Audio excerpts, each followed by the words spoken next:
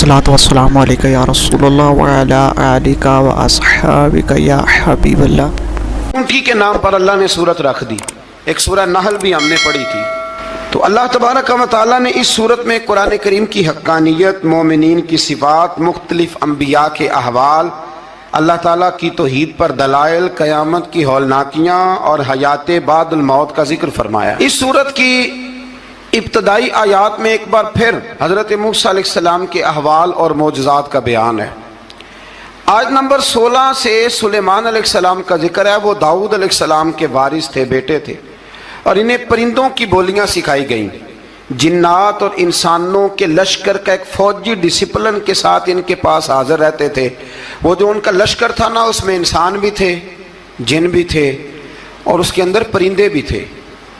उनका लश्कर था, वो हमेशा उनके पास रहते थे। हज़रत सुलेमान अलैहिस्सलाम गुजर रहे थे तो एक मकाम से आप गुजरे जहाँ चींटियाँ बड़ी कसरत के साथ थी। तो एक चींटी जो उन चींटियों की सरदार थी, उन चींटियों की बड़ी थी, और मुफस्सिरीन किराम ने यह भी लिखा है कि वो थी भी, एक आंख उसकी कोई नहीं थी, एक टांग उसकी कोई नहीं थी, लेकिन इस हाल में भी वो चींटी जो थी वो चींटियों की क़यादत कर रही थी। तो हज़रत सैयदना सुलेमान अलैहिस्सलाम का लश्कर जब वहाँ से गुजरा तो वो कहने लगी, या अय्युहन नमल उदखुलू मसाकिनकुम, कहने लगी चींटियों अपने बिलों में घुस जाओ। कहीं ऐसा ना हो कि सुलेमान अलैहिस्सलाम का लश्कर बेदहानी में, सुलेमान का लश्कर तवज्जो ना करे और तुम्हें पाँव के नीचे मसल दे। लिहाजा इस तरह करो कि तुम अपने अपने बिलों में घुस जाओ। हजरत सुलेमान अभी 3 मील दूर थे। तमाम मुफस्सिरीन ने लिखा है 3 मील दूर थे। तो वहां से चींटी बोली तो कुरान कहता है कि हजरत सुलेमान उसकी बात सुन के हंस पड़े। फतबस्सम दाहिका, आप उसकी बात सुन के हंस पड़े कि देखो ये चींटी क्या कह रही है। जरा गौर करना बात पर कि हजरत सुलेमान 3 मील दूर फासले पर चींटी की बात भी सुन लेते हैं। मौलवी ने कुरान की आयत पक्की याद कर लिया, ना बशर मिसलुकुम, कहता है हुजूर ने कहा मैं तुम्हारी तरह का बशर हूँ, नबी हमारी तरह होते हैं जी। तो वो तो 3 मील दूर चींटी की आवाज़ सुन लेते थे। इसके कान में चींटी रखो भला, इसे कहो कि बता भला क्या कहती है, कुछ बताएगा फिर दौड़ लगा देगा शायद। कान में रखो इसको, कहो बता चींटी क्या कहती।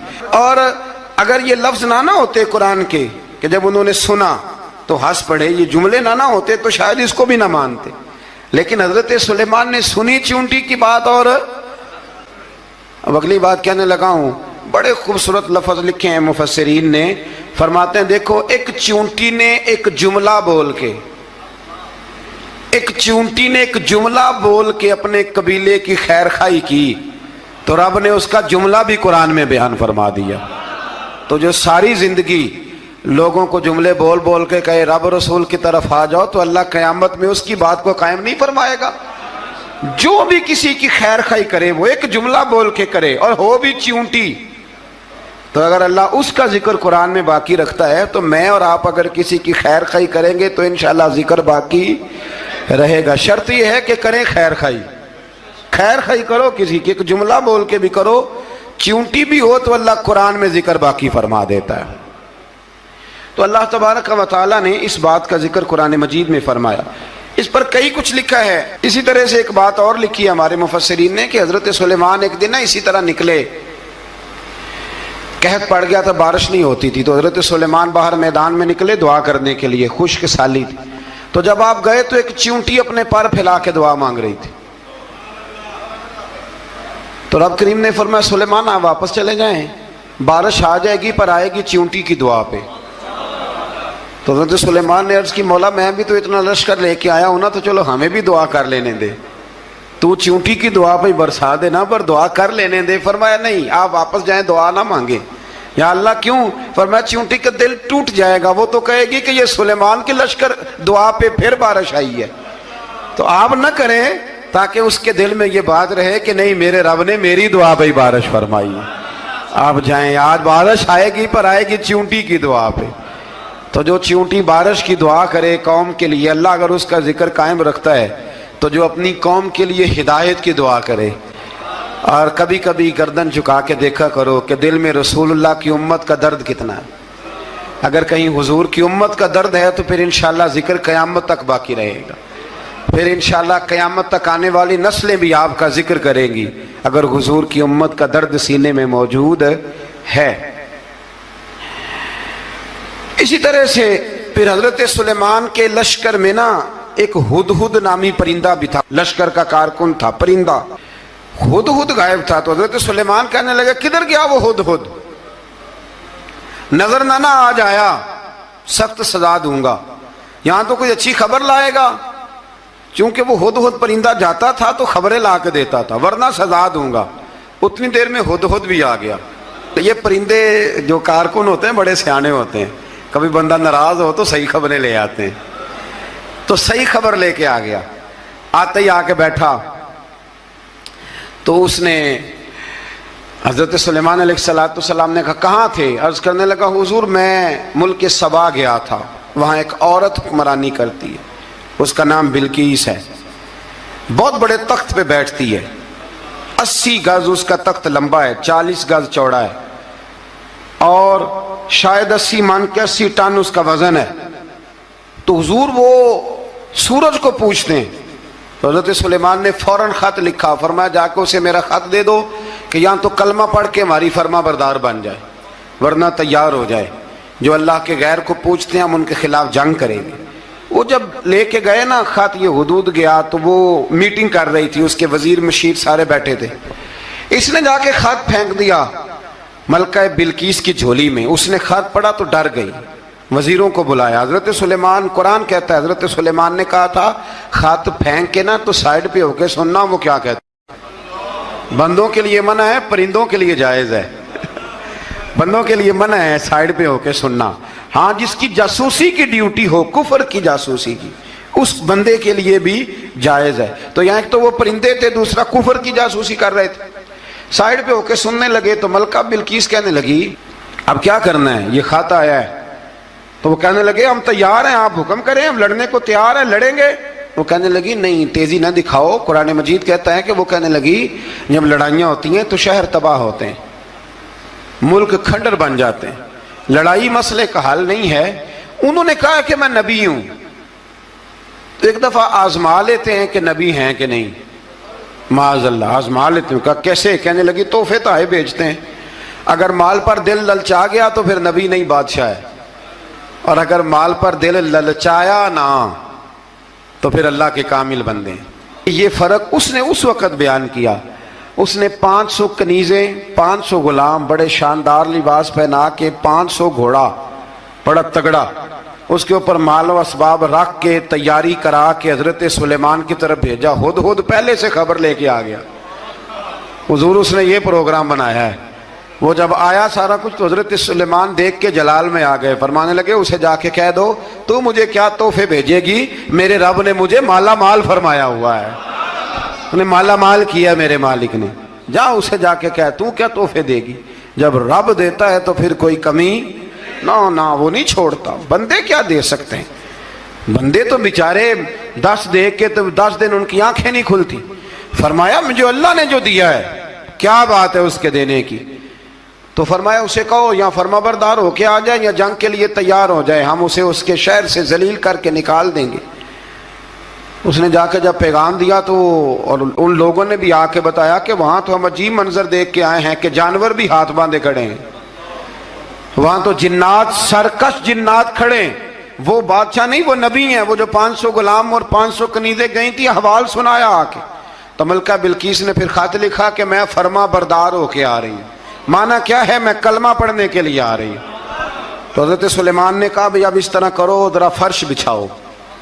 انہوں نے فرش بچھایا. اس طرح کا کہ اوپر فرش تھا, نیچے مچھلیاں تیر رہی تھیں, لگ رہا تھا دریا ہے. ڈیوٹی لگا دی, جنات نے بچھا دیا. ادھر حضرت سیدنا سلیمان فرمانے لگے اب چونکہ مان کے آ رہی ہے تو اسے اپنی نبوت کی علامتیں بھی دکھانی ہیں. اس نے تخت بڑا شاندار بنوایا تھا, اور خواتین میں جو عادتیں خواتین والی ہوتی ہیں وہ جاتی نہیں. وہ 7 کمروں میں نا پیچھے اپنا تخت رکھ کے تو 7 دروازے بند کر کے آئی.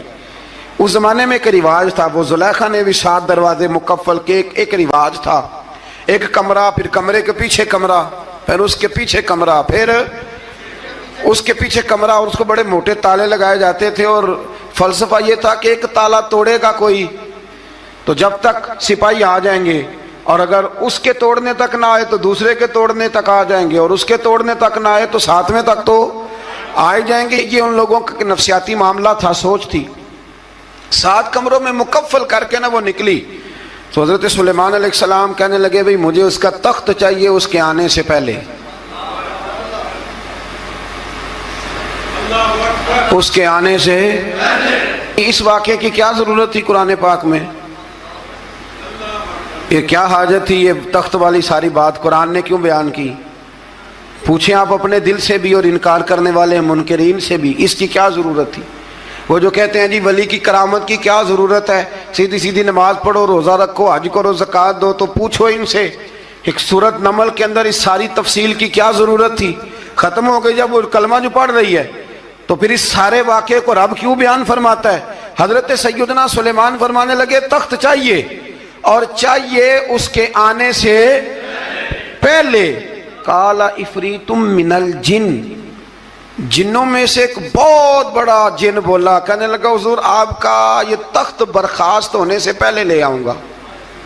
یہ جو آپ میٹنگ کر رہے ہیں نا، یا آپ فیصلے ختم، کچھ نے لکھا صبح سے شام تک میٹنگ ہوتی ہے اور اس کو آنے میں پتہ نہیں کتنے دن لگیں گے، تو میں یہ برخاست ہونے سے پہلے، اور کچھ نے کہا جی آپ شرط کیوں لگاتے ہیں کہ صبح سے شام تک ہوتی؟ اس جن نے کہا جی آپ 10 منٹ میں فارغ ہو جائیں، آپ فارغ ہوں گے تو تخت آ جائے گا۔ مفسرین نے لکھا ہے کہ جب قرآن کہتا ہے کہ اس نے کہا کہ آپ کے فارغ ہونے سے پہلے، تو اس کا مطلب ہے کہ جب آپ اٹھیں گے یہ جگہ خالی کر دیں گے تو تخت یہاں کیویں ہزاروں میل کا فاصلہ ہے آ جائے گا، پر ہوائی جہاز پہ کارگو کرا کے، جی DHL کے ذریعے کیسے آئے گا؟ وہ آئے گا تو بس آئے گا۔ تو حضرت سلیمان کی تو بادشاہت تھی نا زمانے پہ، فرمانے لگے نہیں نہیں تو لیٹ ہے،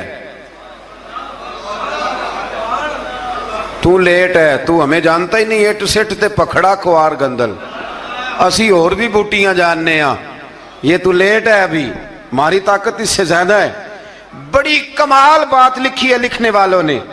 ایک مفسر نے لکھا ہے کہ ابھی حضرت سلیمان نے غلاموں سے منگوایا ہے، اپنی بات کوئی نہیں کی، یہ حال ہے ان کے غلاموں کا، تو سردار کا عالم کیا ہوگا؟ حضرت سلیمان کہنے لگے بھی جلدی جائیے۔ قال الذی عنده علم من الکتاب انا آتیک بہ قبل ان یرتد الیک طرفک، تو اٹھا ان میں سے وہ جس کے پاس کتاب میں سے علم تھا، ساری کتاب کا بھی نہیں، علم من الکتاب، کتاب، وہ اٹھے جن کے پاس کتاب میں سے علم تھا، تو وہ اٹھ کے کہنے لگے حضور میں لے آؤں گا، کب؟ آپ کے آنکھ جھپکنے سے، نہیں آنکھ جھپکنے سے، بندہ تھا جن تھا، جن کی تو بات مانی نہیں انہوں نے، کیا کہا؟ آنکھ جھپکنے سے، میں آنکھ جھپکنے سے پہلے لے آؤں گا۔ تو حضرت سلیمان کہنے لگے تو ٹھیک ہے چل لا، پھر لا، پھر آنکھ جھپکنے سے بڑے ہی نادان نہیں، پھر غصہ نہیں آتا ان پہ، پھر غصہ نہیں آتا۔ میرے شیخ کامل، مرشد اکمل، شیخ بحر و بار، حضور غوث پاک جیلانی، حضرت غوث اعظم یوں کر کے شاگردوں کو، مریدوں کو سبق پڑھا رہے تھے، پڑھاتے پڑھاتے ہاتھ آگے کیا، اور جب ہاتھ واپس آیا تو بھیگ گیا تھا سارا۔ تو شاگرد کہنے لگے حضور یہ کیا ہے؟ فرمایا تمہیں نہیں سمجھ آئے گی، چھوڑو تمہارے والی بات نہیں، خاصاں دی گل عامہ آگے نہیں مناسب کرنی، رہنے دو تم۔ کچھ وقت گزرا تو کچھ لوگ آ گئے، ابھی کلاس ختم نہیں ہوئی تھی، کپڑے بھیگے ہوئے ہو، وہ شاگرد پہلے ہی منتظر تھے، کہا تمہیں کیا ہوا؟ کہنے لگے دریا میں جا رہے تھے، اچانک ہچکولیں آنے لگے، تو ہم نے کوئی کسی بے عمل کا بازو تو نہیں نہ تھاما، ہم غوث اعظم کے ماننے والے ہیں، تو دریا میں کہا یا شیخ عبد القادر جیلانی شیئا للہ، اللہ کے راستے میں مدد کرو، تو کہنے لگے بس ایک ہاتھ ہی آیا ہے، اور یوں کشتی کھینچ کے باہر نکالیا تو اب وہ شاگرد سارے چپ کر گئے، کہنے لگے جواب کیوں نہیں دیتے؟ انہوں نے کہا تم نے ہاتھ دیکھا ہے پہنچتا ہوا، اور ہم نے ہاتھ دیکھا ہے یہاں سے جاتا ہوا۔ تم نے پہنچتا ہوا دیکھا ہے تو ہم نے۔ حضرت بہاؤالحق نقشبند بخاری، ان کی ایک مریدنی تھی، اوپر چبارے پہ کسی نے اس کی عزت پہ ہاتھ ڈالا، چبارے پہ اوپر والی منزل پہ۔ اس مریدنی نے اپنی عزت بچانے کے لیے چھلانگ لگا دی۔ جب وہ نیچے گر رہی تھی تو حضرت بہاؤالحق نقشبند بخاری پہنچ گئے، نیچے کوئی ایسا بندوبست کر دیا، کوئی چارپائی بچھا دی، کوئی ایسا جس پہ وہ آ کے آرام سے گری اور بچ گئی۔ حضرت صاحب کی طرف دیکھ کے کہنے لگی حضور آپ کب آئے؟ فرمانے لگے پتر جب تو چبارے سے چلی تھی تب میں بخارے سے چلا تھا، جب تو چبارے سے چلی تھی نا تب میں بخارے سے چلا تھا، اور تیرے نیچے آنے تک میں بھی پہنچ گیا ہوں۔ میں بھی مالی دا کم راکھی کرنا، پل کچے ہون یا پکے، اے پیر مریداں دے سر تے ہی رہندا ہے، اے جھوٹے ہون یا سچے، یہ پکی غلامی کریں یا کچی کریں، پیر کی بھی مجبوری ہوتی ہے، کیا کریں، پیر مریداں دے سر تے ہی رہندا ہے، اے جھوٹے ہون یا سچے، کیا کیا جا سکتا ہے؟ دیکھیں نا، نافرمان بیٹے کا بھی تو جائیداد میں حصہ ہوتا ہے نا، نافرمان بھی ہو تو جائیداد میں حصہ تو، چلو باپ ناراض رہے گا تو اللہ ناراض رہے گا بات الگ ہے، پر جائیداد کا حقدار تو ہے نا، چاہے نافرمان ہی ہے۔ پیر مریداں دے سر تے ہی رہندا ہے، اے جھوٹے ہون یا۔ پھر وہ تخت آ گیا تو حضرت سلیمان سے پوچھا یہ کیا ہے؟ قال ھذا من فضل ربی، فرمانے لگے کچھ بھی نہیں۔ حضرت سلیمان کہنے لگے یہ میرے رب کا فضل ہے۔ شاید سب مفسرین نے بڑی بڑی باتیں کی ہوں، پر یہاں ایک قاضی ثناء اللہ پانی پتی رحمت اللہ علیہ کا فقرہ میں پڑھ رہا تھا، بڑا مزہ آ رہا تھا۔ قاضی صاحب فرمانے لگے اس آیت پہ، قاضی صاحب کہتے ہیں جن پر نرا فضل تھا، ھذا من فضل ربی، نرا فضل، فرمایا ان کی تو اتنی طاقت ہے کہ وہ ہزاروں میل دور سے 80 گز لمبا 80 گز چوڑا تخت آنکھ جھپکنے سے پہلے لے آتے ہیں، اور جن کے بارے میں اللہ فرماتے ہیں بشر المؤمنین بان لہم من اللہ فضلا کبیرا، فرمایا محبوب اپنے غلاموں کو خوشخبری دے دیں باقیوں پہ نرا فضل تھا، ان پر تو فضل کبیر ہے، ان پر تو بڑا ہی فضل ہے اللہ کا۔ تو فرمایا جن پر فضل کبیر ہو، ایک نہیں، اس پر میں بڑے دلائل دے سکتا ہوں، کرامات اولیاء پر میں بڑے ہی دلائل دے سکتا ہوں، بڑے۔ غوث اعظم رضی اللہ تعالیٰ عنہ کے پاس بادشاہ آیا تو کہنے لگا پیر تب مانوں گا جب سیب کھلائیں گے، سیب کا موسم ہی نہیں تھا۔ تو حضرت صاحب آتے ہی اسے کہنے لگے اب تو میری ولایت کو سیبوں پہ تو نہ تول، اب سیب کھلائے تو ولی یا نہ کھلائے تو ولی کوئی نہیں، یہ تو اب میری ولایت کو سیبوں پہ تو نہ تول۔ تو حضرت صاحب نے یوں ہاتھ اٹھایا تو اللہ نے 2 سیب عطا فرمائے۔ تو وہاں جملہ ہے حضور غوث اعظم کا، فرمانے لگے اگر اللہ حضرت مریم سلام اللہ جو بنی اسرائیل کی ولیہ ہیں، ولی ہے نا، وہ نبی تو نہیں نا، عورت نبی نہیں ہو سکتی، فرمایا اگر اللہ انہیں بغیر موسم کے پھل دے سکتا ہے میں تو محمد عربی کا نوکر ہوں۔ فرمایا اب نہ 2 سیب آئے تھے، تو وہ کہنے لگا میرے تو دل میں 1 سیب تھا نا، تو حضور غوث اعظم نے نا 1 سیب مجھے دیا، 1 میں نے کھایا تو 1 غوث پاک کھانے لگے۔ کہتے ہیں میں نے منہ میں رکھا ذرا ترش تھا، تو میرے چہرے کا وہ رنگ دیکھ کے نا، اثر دیکھ کے کہ تلخی محسوس، تو غوث اعظم کہنے لگے میرے والا کھا۔ تو 1 انہوں نے کاٹ کے ٹکڑا دیا، کہتے کھایا تو بڑا میٹھا تھا، تو میں نے کہا حضور آئے تو دونوں ہی غیب سے ہیں، تو آپ کے والا میٹھا ہے میرے والا کڑوا ہے، تو آپ فرمانے لگے آئے تو دونوں غیب سے تھے، پر ایک کو ذرا ظالم کے ہاتھ لگ گئے ہیں نا، اس کو تنبیہ بھی کر دی کہ ظلم سے باز آ جا، تنبیہ بھی کر دی، فرمایا ہاتھ ظالم کے لگ گئے اس لیے ترش ہو گیا، سیانا بن، 1 نہیں 20 درجنوں۔ لیکن پتہ نہیں کیوں لوگ اڑ گئے، پتہ نہیں کیوں کڑ کے آ گئے کرامت اولیاء کے معاملے میں۔ بالکل ابھی کسی حدیث میں یہ نہیں آیا کہ اس زمانے میں ولی ہوں گے تو اس زمانے میں ولی نہیں ہوں گے۔ حضور نے فرمایا میری امت کبھی گمراہی پر جمع نہیں ہوگی۔ اقبال کہتے ہیں اولیاء کیا ہوتے ہیں؟ اولیاء کیا ہیں؟ جواسیس القلوب۔ اقبال کہتا ہے ولی کا بہت بڑا ولی تم نے دیکھنا ہو تو اسے دیکھو جو تیرے دل کا جاسوس ہے۔